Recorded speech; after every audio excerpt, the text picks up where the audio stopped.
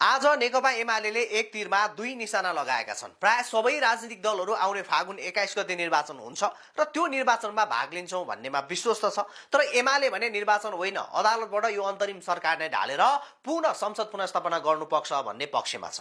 त्यही अनुसार आज आधिकारिक रूपमै संसद पुनर्स्थापना गर्नुपर्ने मागसहितको रिट लिएर नेकपा एमाले सर्वोच्च अदालत पुगेको छ। तर फेरि आज नै फागुन 21 गते हुन लागेको निर्वाचनमा हामी पनि सहभागी हुन्छौं भनेर उता निर्वाचन आयोगमा पनि आफ्नो दल अध्यावधिक गर्न एमाले पुगेको छ।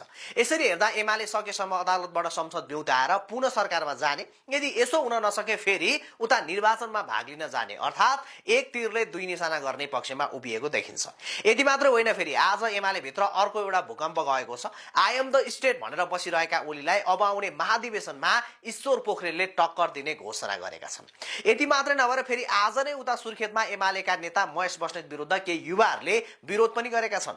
बस्नेत आउने भएपछि युवाहरूको एक समूह भेला भएर शोभा पाठकलाई न्याय दे, महेश बस्नेत कर्णालीमा किन आएको जस्ता नारा लगाएर विरोध गरेका हुन्। बस्नेत विरुद्ध योभन्दा अगाडि सिमरामा, त्यसपछि विराटनगर अनि आज सुर्खेतमा युवाहरूले चरणबद्ध रूपमा विरोध गर्न सुरु गरिसकेका छन्। बस्नेतको छुच्चो बोलीको कारणले गर्दा उनी जहाँ जान्छन् त्यही अवरोध गर्न युवाहरू तम्तयार भएको देखिन्छ। खैर, आजबाट एमाले यो अन्तरिम सरकार र जेनजी आन्दोलनको विरुद्ध आधिकारिक रूपमै लागेको देखिन्छ। लामो समयदेखि कांग्रेसको साथ खोजिरहेको एमाले अन्ततः साथ नपाएपछि एक्लै भए पनि विपक्षमा उभिएको छ। आन्दोलनको दबावमा आएर राष्ट्रपतिले संसद विघटन गरेको र यो कुनै पनि हालतमा संवैधानिक नभएकोले गर्दा सर्वोच्च अदालतले यसलाई सच्याउनु पर्ने माग एमालेको छ। एमाले जेनजी आन्दोलनलाई राजनीतिक नभई आपराधिक भएको संज्ञा दिइसकेको छ। यस्तै यो सरकारलाई पनि जनताले नभई बिचौलिया र विदेशीको स्वार्थमा बनेको सम्म आरोप लगाइरहेका छन्। आज रिट लिएर सर्वोच्च पुगेका एमालेका नेता महेश बर्तौलाले अब आफूहरू सही बाटोमा जाने र जनताको माग पूरा गर्न प्रतिबद्ध रहेको जनाए। तर यति ठूलो आन्दोलनलाई आत्मसात गर्नुको साटो विपक्षमा उभिएर एमाले कतै आफ्नै खुट्टामा बन्चरो हानिरहेको त छैन भन्ने एक थरी चर्चा पनि अथवा बहस पनि चल्न थालिसकेको छ। अहिले एमाले आफूलाई लोकतान्त्रिक पार्टी र कानुनको पालना गर्ने पार्टी भनेर भनिरहेका छन्। तर यसो फर्केर हेर्ने हो भने एमाले भित्र नै लोकतन्त्र हराउँदै गएको देखिन्छ।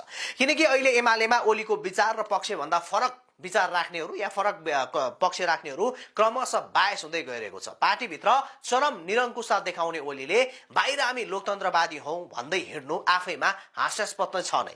र अब आउने महाधिवेशनबाट यो कुरा पुनः एकपटक पुष्टि पनि हुनेछ। किनकि ओलीको प्रतिस्पर्धा गर्ने भीम रावलको के हालत भएको छ त्यो हामी सबैले देखेकै छौं। अब ईश्वर पोखरेलको पनि उस्तै हालत नहोला भन्न सकिन्न, वा के होला त्यो भविष्यले पक्कै बताउनेछ। किनकि ईश्वर पोखरेल पूर्व राष्ट्रपति विद्यादेवी भण्डारीको पक्षमा खुलेरै उभिएका छन्। ओलीले साधारण सदस्यसम्म बन्न रोकेको भण्डारीलाई पार्टीमा पुनः भित्राउने पोखरेलले घोषणा नै गरिसकेको छ।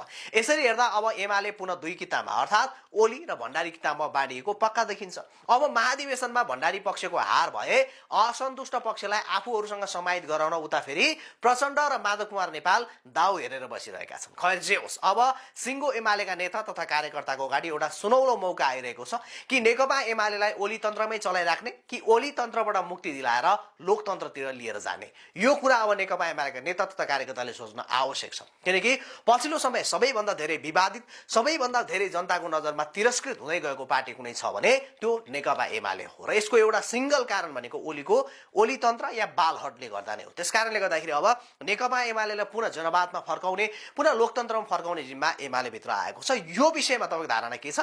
र खास गरिकन आज नेकपा एमालेले एकैपटक हैन एउटा पक्ष चाहिँ उता होइन यो सरकार नै गलत छ, यो निर्वाचन हुनु हुँदैन, या चाहिँ संसद पुनर्स्थापना गर्नुपर्छ, यो सरकार असंवैधानिक छ भनेर सर्वोच्च पुग्ने, फेरि त्यो एमाले भित्र अर्को पक्ष होइन हामी निर्वाचनमा भाग लिन्छौं भनेर निर्वाचन आयोग पनि पुग्ने। यो दुई किसिमको व्यवहार एमालेको। तपाईलाई कस्तो लाग्यो? आफ्नो विचार कमेन्ट गर्नुहोला।